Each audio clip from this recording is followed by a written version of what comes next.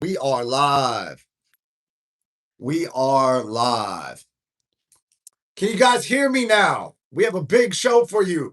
Daniel Cormier goes absolutely scorched earth and obliterates Nate Diaz in a 10-7 verbal abuse beatdown. That is the big story of tonight. I am your host, King David MMA. I'm a Brazilian Jiu-Jitsu black belt and a pro MMA champion. I teach and coach at Extreme Couture. I have an inside scoop on all the drama for you guys, man, and it's popping off. Chael Sonnen also threw John Jones under the bus. Chael must really not like John Jones at all. Let me turn up my volume here real quick, make sure I can hear me. Okay, I can hear myself. I got the chat popping off. What? Waiting on the king to spit fire. Appreciate you. Hey, yeah. So, man, I had a lot of fun last night. The chat was popping off. It makes it so fun for me when you guys are in the chat. So, I really appreciate that. And for everybody that's already subscribed, make sure you tap notifications. That way, you know when it's live, so we can be in the chat together, have a conversation. I'm looking to connect. And tonight we have a very, very big show. Jake Paul made a big announcement. Chael Sonnen just fucking threw John Jones under the bus. Daniel Cormier verbally abused Nate Diaz. And right before we get started, real quick, Fight Circus, home of the Freak Show fights. Make sure you add Fight Circus on Instagram at Fight Circus. Let's go. Okay. Also, tell your coach to go to studiomillions.com. Studio Millions will pack their gym full of students who stay, pay, and refer. Your coach will absolutely love you. I promise you. Send them to studiomillions.com. Let's go. My favorite show, Lewis in the building. Lewis, what's up? My guy, Lewis. Let's go. All right, guys. So let's get right into it. Nate Diaz went in on DC on Theo Vaughn's podcast. And if you haven't seen it, it's like an hour and 45 minutes. Some of it is a little slow, but Nate went scorched earth on DC, on Charles Oliveira, on Conor McGregor, and especially on Dustin Poirier. Now, we were expecting something to happen after this happened, and we got it today. DC clapped back at Nate Diaz in an absolute verbal beatdown. Somebody in the chat, who's that? Hamza asked, where is Felony? Oh, Felony is doing some rest and relaxation. He is recovering in the other room. It's a self-care day. You know what I'm saying? He's big chilling. He's right here in the other room, but yeah, I think he's chilling right now. So hopefully he pops on the chat. You know what I'm saying? It's always fun to have Felony in the chat. And DC clapped back at Nate Diaz. He fucking obliterated him. And the main thing that he said was that they're not even comparable, because Nate Diaz was saying that DC was a champion but didn't make as much money as Nate Diaz. So DC has no room to speak on Nate when Nate is fighting, and he can't be critical when DC's a commentator and Nate is in the cage. Even though Nate says that he never made it to a championship, because he's made more money, he played the game correctly, and DC needs to shut the fuck up. Right? So DC didn't like this, and they've got into it before where DC, kind of respectfully got at him after Nate had said some stuff. Well, this time DC went in. He said, Nate's an average fighter. Nate's not in his league. He listed all of Nate Diaz's losses. He said it was impossible. He's like, dude, I don't know how having 13 losses in the prime of your career in your chosen sport is even possible. DC said to a guy like me, meaning DC, he's like, to a guy like me, I don't see how that's possible. That's not possible. To the people, me, King Velasquez, Khabib, us, that's impossible. How's that even possible, bro? You are average. Don't even mention my name in the same sentence with you. And then he said, not only is he going to say it on his channel, he's going to say it to Nate's face when he sees him. So big beef popping off. Maybe we'll get a MVP Jake Paul promotion on Netflix, DC versus Nate Diaz in boxing. One can hope, right? Let me get to these chats real quick. Well, I got more to talk about on that subject. That subject is very entertaining to me. Where's Felony? When y'all come in, when we go to Hawaii, we leave in 6.5 days to Hawaii. Oh, we got to get used to there's going to be we got to get used to it out there. We got what you saying, jet lag or something like that, time difference. Yeah, no, for sure. So here's a travel tip for you guys as someone who travels constantly. I literally just got back from Seattle earlier this month. We went to Yakima, Washington. I cornered my teammate. That's a whole different direction. Came back to Vegas.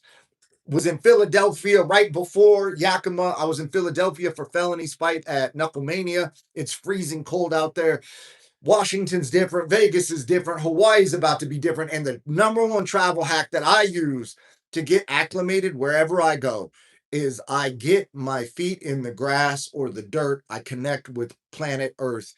Ideally, as soon as I freaking get there. And if you do that, it sounds crazy. It sounds like hippie nonsense bullshit. But if you get out in nature and you start breathing deep and you put your feet in the grass, ideally if it's sunny, because it's a little more challenging in like Philadelphia where it's snowy as fuck.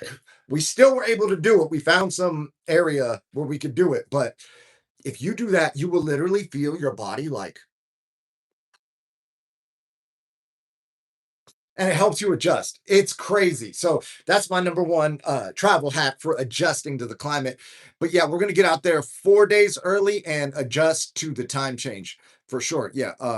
How uncomfortable was uh Nate was talking shit about Dustin? Oh, how uncomfortable was Theo when Nate was talking shit about Dustin? Dude, that was crazy, right? Because Nate went in on Dustin Poirier too. Nate was just calling him all kinds of shit. He has a pussy. He got vaginal surgery. He got his penis removed. Nate went in on Dustin Poirier. And Theo is close friends with Dustin Poirier.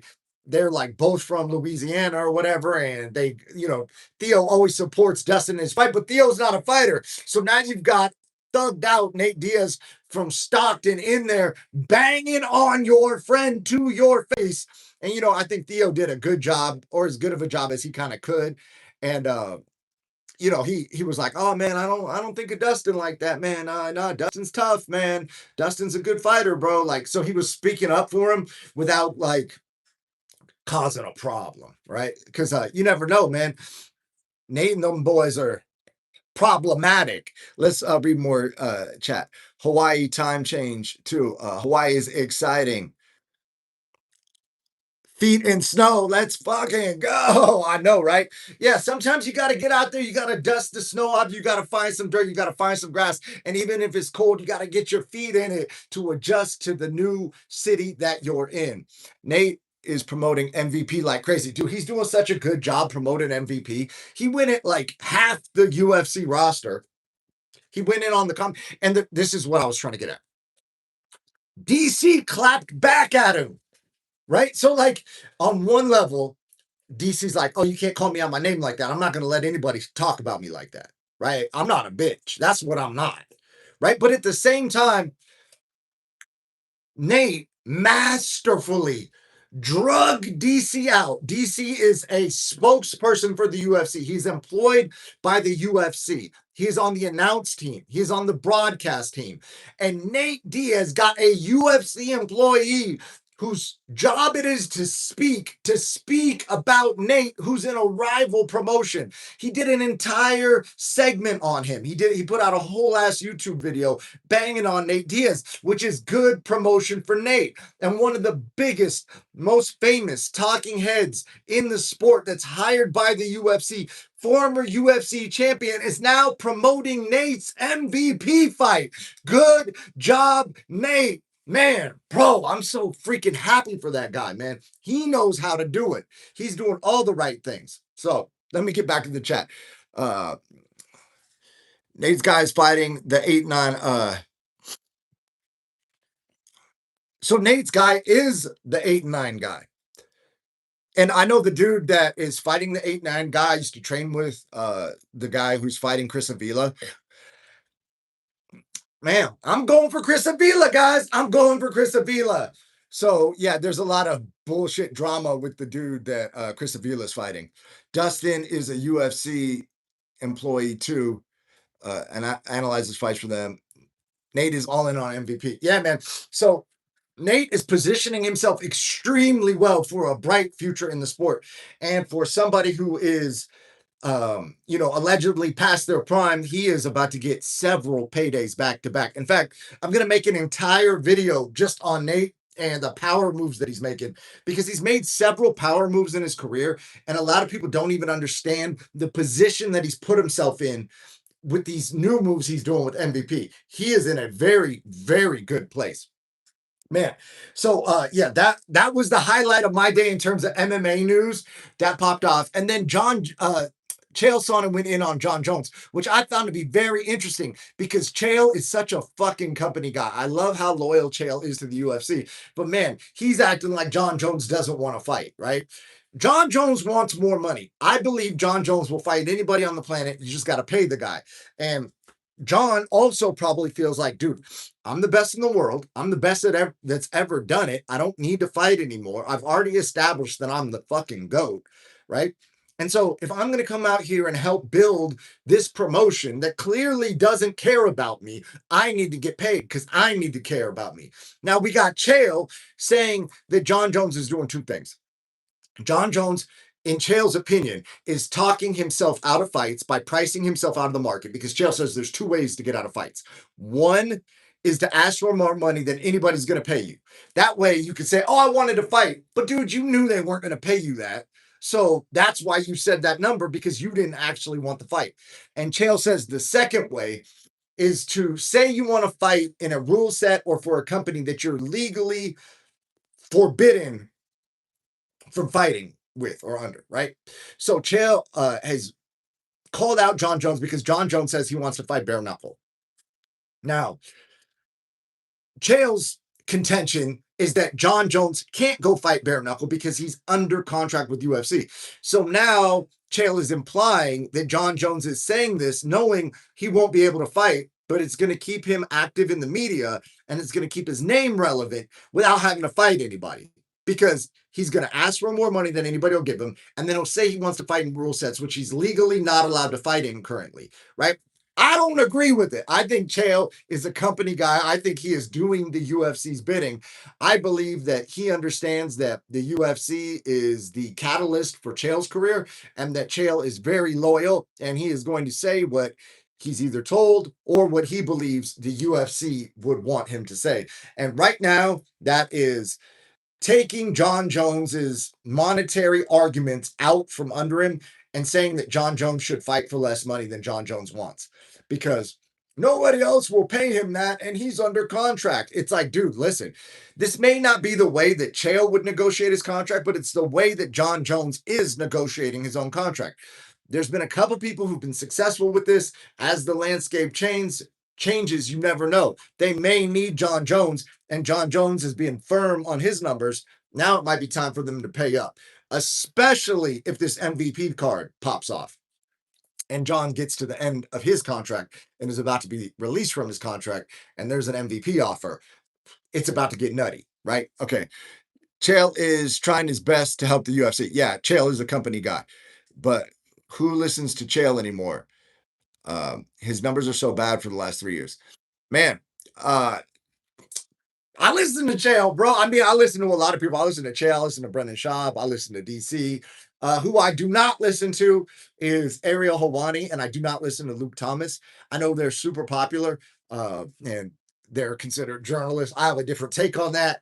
I'm not the biggest fan of those guys' approach to the game. I don't think that being a hater is equivalent with being a good journalist. And I don't think that someone who is trying to build a sport should necessarily even entertain questions from people who don't have building mindsets, who don't have building intentions. They have destructive intentions. And when these guys come in with their destructive energy and their destructive intentions, it would be one thing if they were asking questions in good faith, but I don't believe they are. So I think these dudes don't like Dana. They are out for themselves and they are trying to ask negative things or speak negative on Dana and the UFC for the sake of being negative and destructive. I don't think they really care as much about fighter pay or the issue of the day or whatever that is that they claim they do. I think that they know that they can pander for ratings by hearing what the marketplace is kind of like the audience is saying the community is saying. And if there's a lot of negativity online in the comments, as comments tend to lean more negative, they feed into that negativity. And maybe I don't resonate with that. You know, we good vibes only out here, right? So that's why I don't fuck with it. But yeah, I don't know, man. I also think that Chael has a balancing act to do because he wants to stay in good graces with UFC. Obviously, he's super loyal, but at the same time, some of his takes are kind of like, bro, do you really believe that? Because you know, there's no way you believe that, bro. Chael, you're an intelligent guy. There's no way you believe that. You want John Jones to do what the UFC wants John Jones to do. And even though he's got a contract, what's a contract? A piece of paper. So if John doesn't want to fight until he gets paid more, they can write a new piece of paper. It's that easy. All right. So Luke, before 2022, was promoting the UFC. Luke was with Showtime and never went to Bellator events when they were on Showtime. He went to boxing events, cover Showtime. Yeah, man. So I just feel like Luke Thomas, he's kind of like a he's not a dude I would hang out with. Let's just put it like that. He probably wouldn't like me either. He would probably think that I'm toxically masculine and whatever. I don't even know what words those dudes use, but dudes like that use words like that. They say things like that. They say things like privilege. They say things like toxic masculinity. They say whatever bullshit word of the day.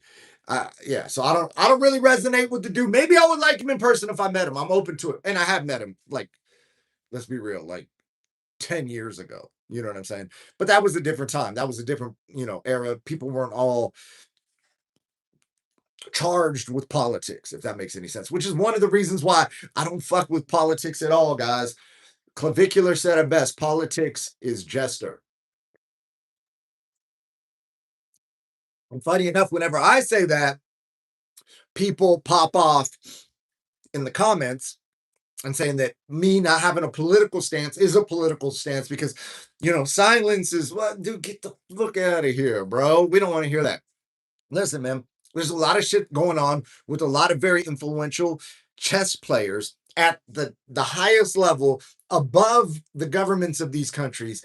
And they're playing a game that's not even being reported on TV. So to sit there and say that you're going to go on your MMA channel as an MMA journalist and bash Dana for bringing the president of the United States to the UFC and making it like globally relevant and validating it. And you want to bash him over some politics that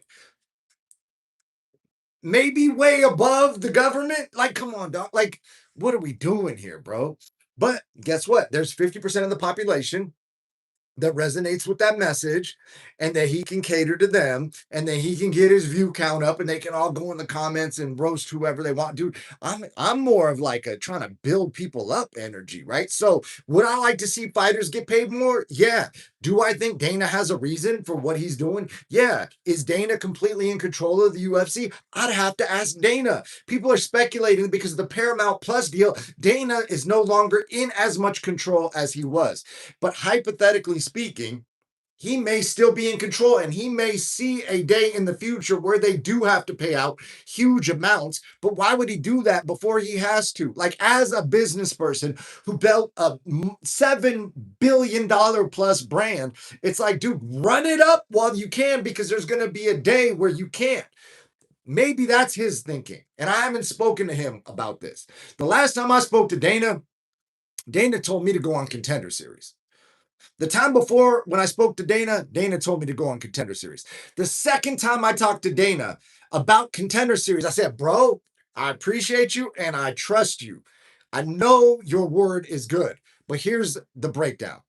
You tell me go on Contender Series, face to face in person. My manager reaches out to Sean Shelby, and then Sean Shelby tells my manager no. I was even in the final casting before they went to the Conor McGregor season of The Ultimate Fighter. They literally told me, if you got a dog, get a dog sitter. Pay all your bills. Get everything, get your house in order. You are leaving because they put you in a quarantine hotel before they take you to the actual UFC Ultimate Fighter house. So they put you in the hotel with no cell phone and nothing, because if you're going to flip out and like miss your family or like miss your girlfriend or wife, or I want to get out of here, I don't like silence, whatever, they want to know in advance. So they put you in the hotel for a few days so that they can see if you're going to fucking freak out and leave with no cell phone and no entertainment or anything. Then they take you to the Ultimate Fighter house. So I was supposed to leave on Monday to the hotel. I literally I canceled the lease I was at. I moved out. I moved all my, like, everything. I was like, okay, I'm going on the fucking Ultimate Fighter show. I feel better than ever. I'm going to win the whole fucking thing. And how do I know that? Because there were people on the show that got leaked that I've already beat up. I've got a pro win over Cody Gibson.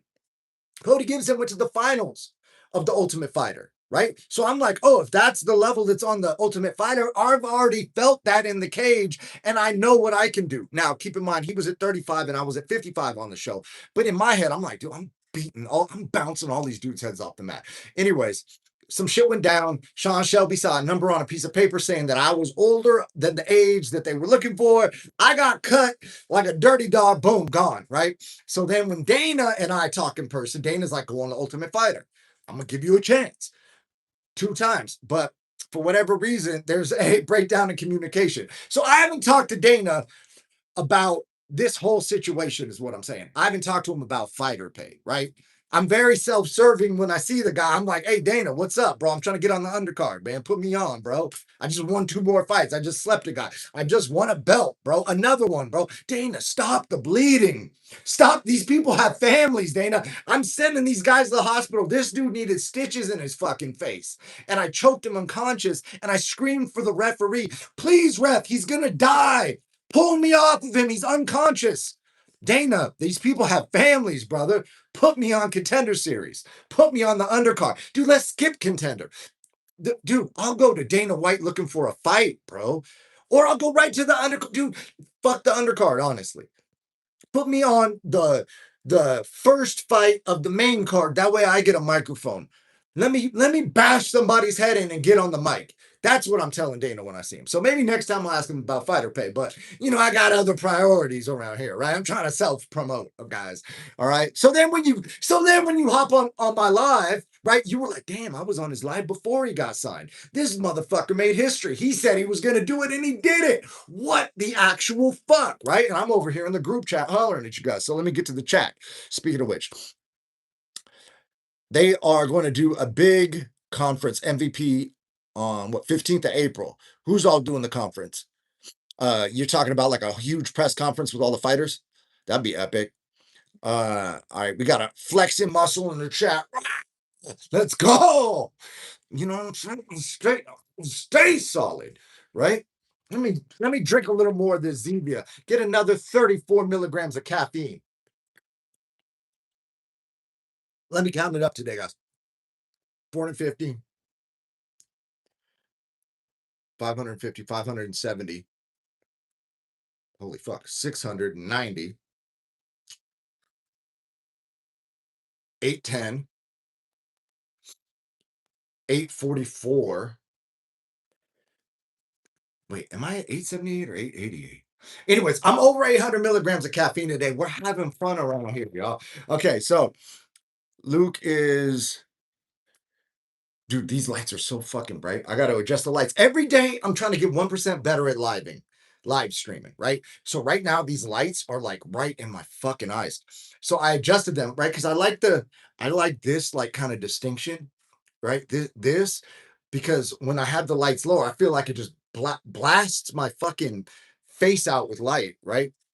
So this allows me to see a little bit better. But Luke is doing for checks. He doesn't believe the thing. Oh, so Luke's in it for the checks. He doesn't believe what he says. Were you there when Tough Enough Fighter who was making fun of Dana White? Yeah. So Lewis, yeah, man, that guy, he yeah, he good for him, man. He's trying to get noticed. I'm not saying that's the way he should have done it, but I would imagine, hypothetically speaking, let's extrapolate this out to an imaginary scenario. This is completely imaginary, guys. So you're going to have to read between the lines of what I'm saying to you, because I wouldn't give out this type of information, right? Unless it was hypothetical. You get what I'm saying? So hypothetically speaking, let's say he has the likelihood to win his next couple fights at Tough Enough because he is outspoken and he's local. And maybe he's going to get hypothetically favorable matchups.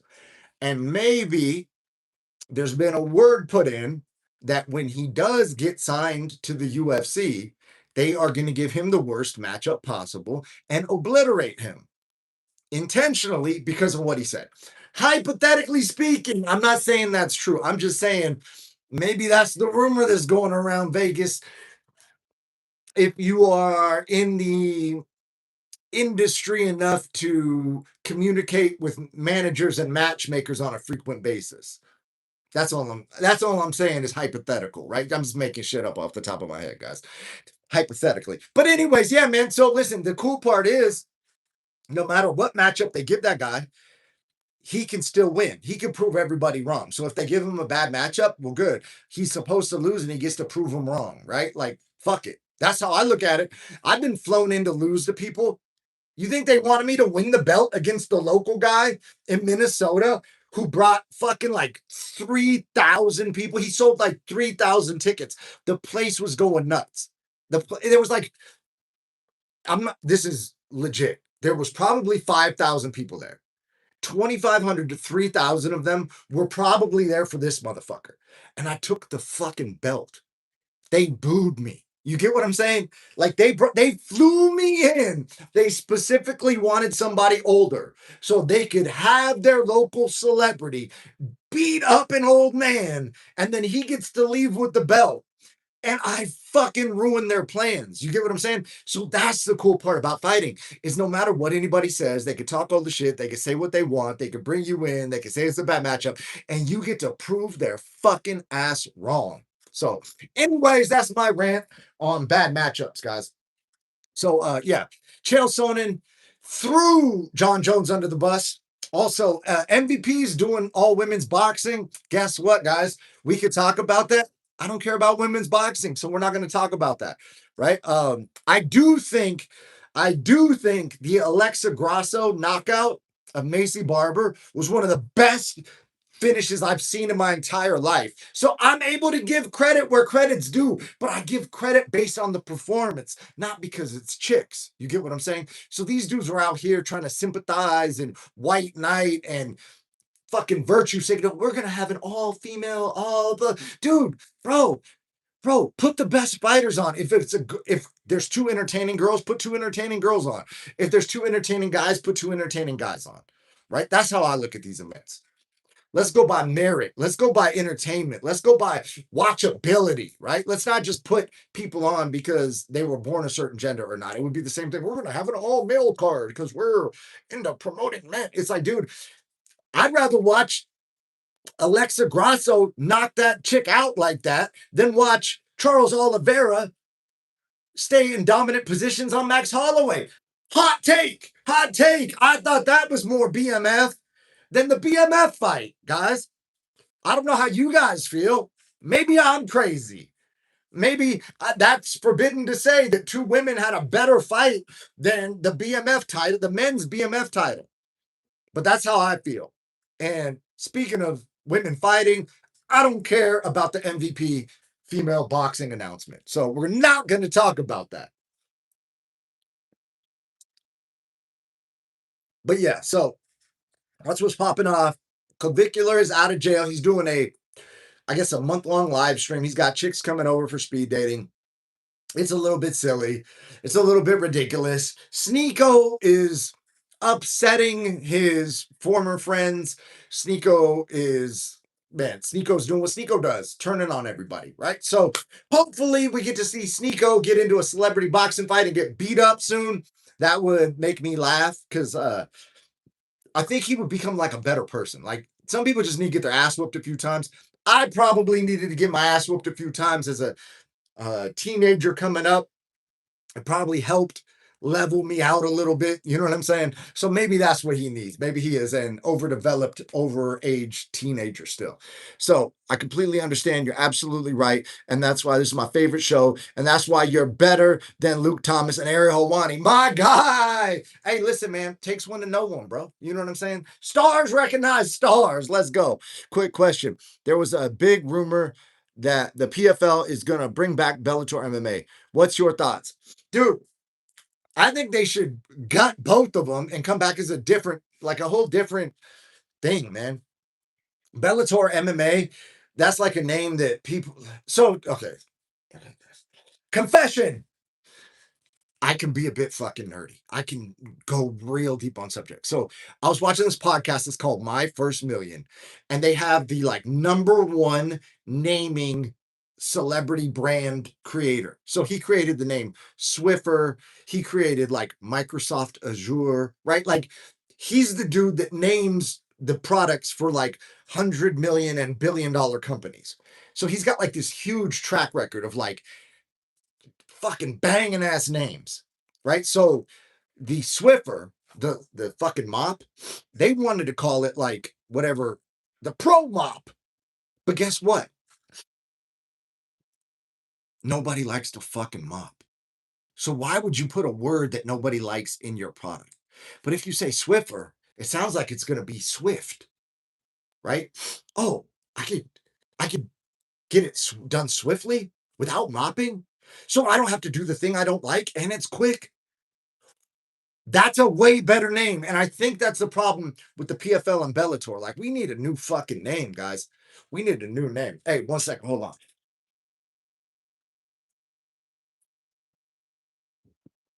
Yeah, so we need a new name. We need like a what would be a good name? I like MVP.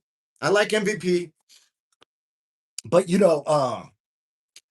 what could be a dope name? Like they could call it Championship MMA. You know what I'm saying? Like Championship MMA. Oh, what's that, bro? Like the name is it's like Championship MMA. Oh, bro, who do you fight for? Oh, bro, I fight for Championship MMA.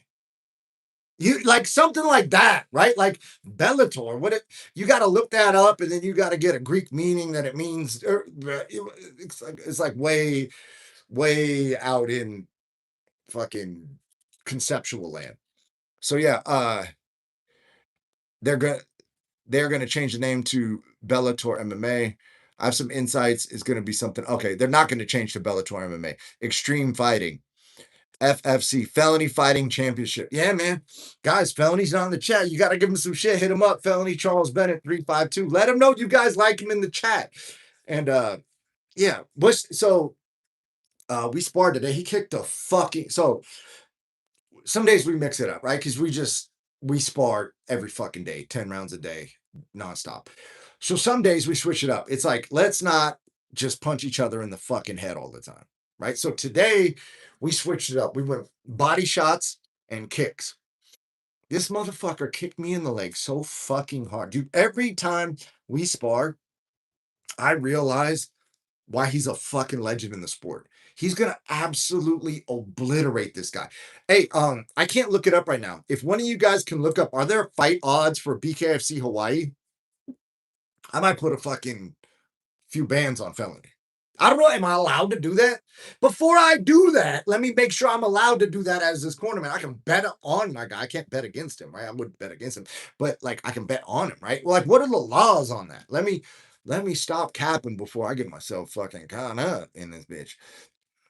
Felony has great timing. Yeah, he's got world-class timing for sure. He's very, very skilled in that regard. He's got great eyes. He's got great reads. He's got great distance. Ultra fast. Fucking thunderous power. You know what I'm saying? Dude, he pulls his punches even when we spar to the head. Dude, the shit still sucks, bro. Like, I train with the best guys on the planet at Extreme Couture. I've sparred hitters. Felony's a fucking hitter. He might be pound for pound the hardest puncher I've ever sparred in my life. And that's not me just gassing dude up or whatever. That's like, so you guys can get some insight as to how he's able to do what he does, where it's like, oh, he's fighting up 20 something pounds. boom, and he KOs the guy and breaks his jaw. You know what I mean? Like that guy was Felony is probably, I'm guessing like 5'6" ish. And probably if he ate clean would be like 138 pounds.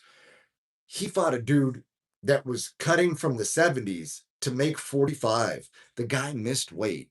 He weighed in at 150 and rehydrated up past like 67 or something. Something like that. They check your weight again. But the dude was like 20 something pounds heavier than Felony or some shit like that. It fucking nuts. Felony cracked that motherfucker. So he's got weight, he's got power that exceeds multiple weight classes up, if that makes any sense.